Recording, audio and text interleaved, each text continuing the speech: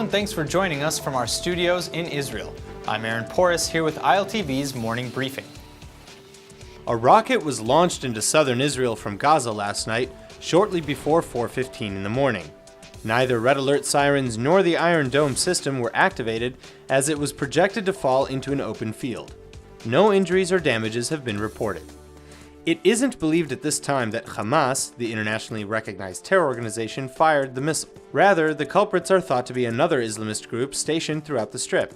Nevertheless, the Israeli government holds Hamas, which has ruled over Gaza since 2007, both politically and militarily, accountable. This rocket comes at the heels of a small spike in rocket fire from the south into Israel.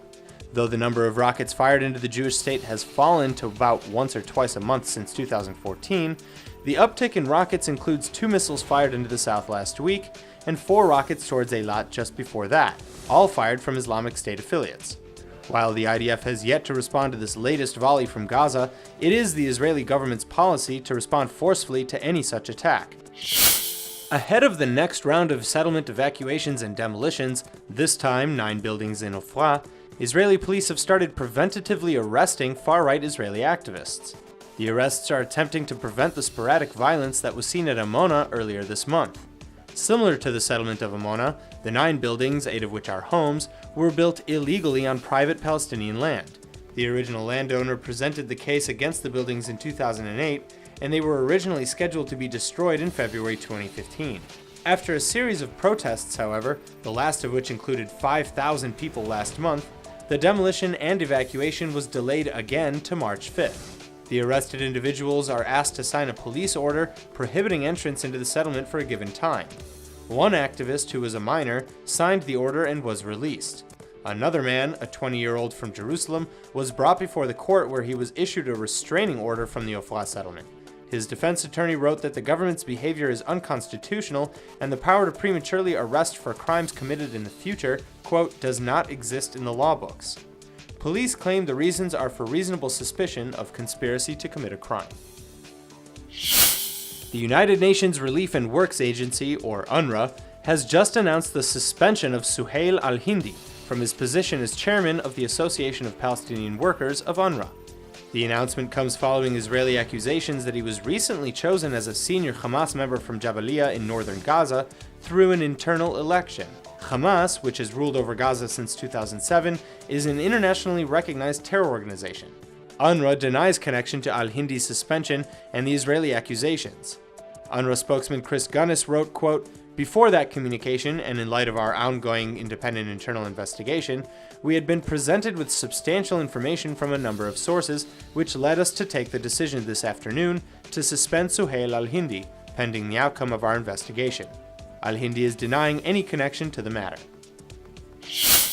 Under Israeli law, 3 Israeli terror victims, including 2 fatalities, are not considered victims of hostilities because they weren't specifically targeted for being Israeli. Next week, the Knesset Ministerial Committee for Legislation will vote on an amendment proposed by Yossi Yona from the Zionist Union and Moshe Gafni from United Torah Judaism that would broaden the definition of terror victims to include those victimized by foreign terror attacks outside of Israel, regardless of whether or not Israelis were targeted because of their nationality.